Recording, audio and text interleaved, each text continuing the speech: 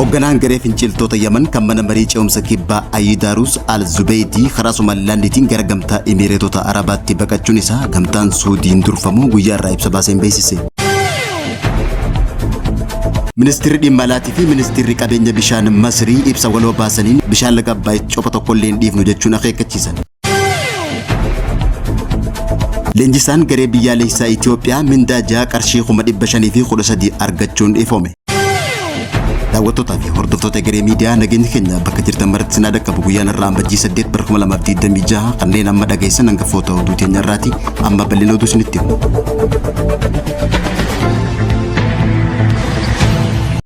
Hoogganaan garee finciltoota Yaman kan mana marii ce'umsaa kibbaa Ayyidaarus Al-Zubeydii karaa Somaalilaandiitiin gara gamtaa Emireetota Arabaatti baqachuu isaa gamtaan Suudiin durfamu guyyaa irraa ibsa baaseen beeksise.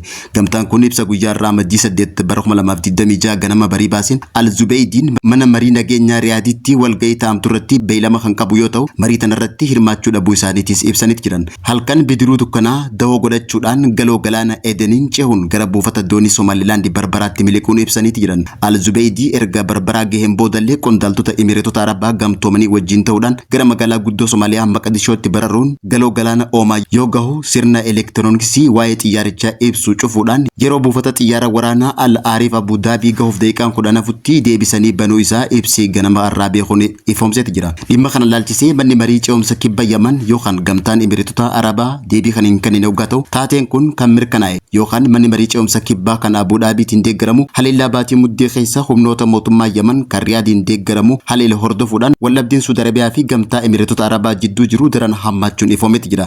Manni marii ce'umsa kibbaa jalqabarratti finciltoota Huutii kaabaatiin loluuf mootummaa Yaman keessatti beekamtii idil addunyaa argachuun deeggarame yoo ta'u amma kibba Yaman keessatti mootummaa walabatee hundeessuuf yaalirra jiraachuun himameet jira. Manni marichaa bulchiinsa Hadramaawutii fi Almaaran kan Suudi Arabiyaa waliin waldaan geessu to'annaa jala kan oolche yoo ta'u Riyaad tarkaanfii kana akka sarara diimaa nageenya biyyaalessa isii ta'etti akka laaltu gabaasni Al-Jazeeraa ganama kana bee addeesseeti jira. Ministeeronni biyya Masrii ibsa waloo guyyaa irraa baasaniin bishaan laga Abbaay keessaa copa tokkollee kan hin dhiifne tahuu akeekkachiisan. Bishaan laga Abbaay copa tokkollee hin dhiifnu jechuudhaan ministeerri dhimma alaa Masrii fi ministeerri qabeenya bishaanii ibsa guyyaa irraa baasaniin Itoophiyaa akeekkachiisan. Ijaarsi dhaaromsa guddicha Itoophiyaa eegalamee fi erga xumuramee eebbifameen booda dhimma kanarratti qondaaltonni Masrii ibsa kennuu kan itti fufan hoggaa ta'u ibsa guyyaa irraa ambajjii 8/2026 baasan kana adda kan godhu ministeeronni Masrii lama ibsa waloo baasuu isaaniiti. Isaan kun ministeerri dhimma alaatiif dhimma bishaaniitiin kan baafame hoggaa ta'u ibsi waloo kana keessatti ministeeronni kunneen hariiroo Masriin biyyoota bishaan Abbaay waliin qabdu gamagamuu isaaniitii fi marii dhiyeenya kana karaa inisheetivii bishaan Abbaayaatiin taasifamu tuquu isaaniitiif beeksaniiti jiran. Biyyoonni bishaan Abbayyaa karaa inisheetivii kanaan walitti fiduudhaaf carraaqqii isaanii hunda kan taasisan hoggaa ta'u akkasumas Masriin biyyoota bishaan Naayil hunda waliin tumsaa fi faayidaa waliin hojjechuuf kutannoo akka qabdus agarsiifteeti jirti. Tattaaffiin misooma walta'iinsaa kun nageenya bishaan Masrii akka hin miinee fi laggeen daangaa ce'an laalchisee seera idil addunyaa akka hin cabsine xiyyeeffannoo addaa akka kennamus hubachiisaniiti jiran.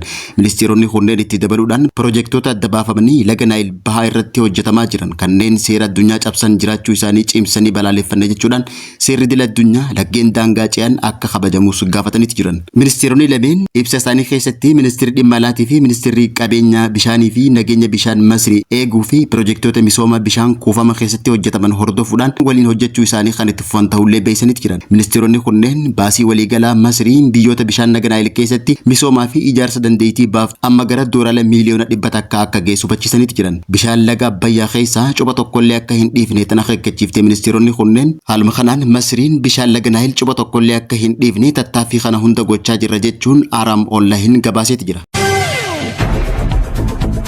Leenjisaan garee biyyaalessa kubbaa miilaa Itoophiyaadhaa mindaa ja'a qarshii 513 argachuun guyyaa irraa beeksisan. Leenjisaan kun garee taphattoota kubbaa miilaa biyyaalessa Itoophiyaa waancaa Afrikaa dhufuuf akka dabraniif mindaan walakkaa miliyoona 1 kafalamaa jiraachuufiin ifoome. Guyyaa muraasa dura Federeeshiniin kubbaa miilaa Itoophiyaa leenjisaa Yohaannis Saalee leenjisaa garee biyyaalessaa Itoophiyaa godhuun muuduun ni yaadatama. Muuxaba leenjisaa kanaa laalchisee ibsi guyyaa irraa miidiyaaleef kennameeti jira. Hojii gaggeessaan Federeeshinichaa obbo Baharuu Xilaawun leenjisaa Masaayii Tafarii erga deemeen booda garee biyyaalessaaf leenjisaa dhaabbataa qaacaruuf leenjistoota ga'umsa adda addaa qaban 3 qabaachuu isaa beeksisaniiti jiran. Leenjisaan olaanaan Waaliyaa duraanii Wubot Abaateedha. Leewul Saggad leenjisaa Yohaannis Saalee waliin qaadhimamaa ta'uu isaaniitis ibseeti jira. Miseensonni koree hojii raawwachiiftuu federeeshinichaa leenjisaa Yohaannis Saalee kan filatan muuxannoo fi bu'aa kanaan dura garee biyyaalessaa waliin qabu akkasumas muuxannoo chaanii fi waancaa Afrikaa irratti qabu hojii kubbaa miilaa dargaggootaa fi akkamitti guddina dargaggoota federeeshinichaa waliin hojjechuu akka danda'u akkasumallee muuxannoo kilabicha keessatti qabu seenaa leenjii yeroo dheeraa kan qabuu fi daandii leenjii kubbaa miilaatii fi dhimmoota tooftaa irratti hundaa'uun kan filatame ta'uu isaanii ibsa guyyaarraa miidiyaaleef kennaniin ibsaniiti jiru. Leenjisaan kun muddee 27 akka lakkoofsa Itoophiyaa bara 2018 hanga muddee 26 bara 2020tti kontiraanni waggaa 2 kan kennameef hoggaa ta'u mindaa waliigalaa ji'a 513 fi faayidaa biroo kan argatu ta'ulleen ifameeti jira.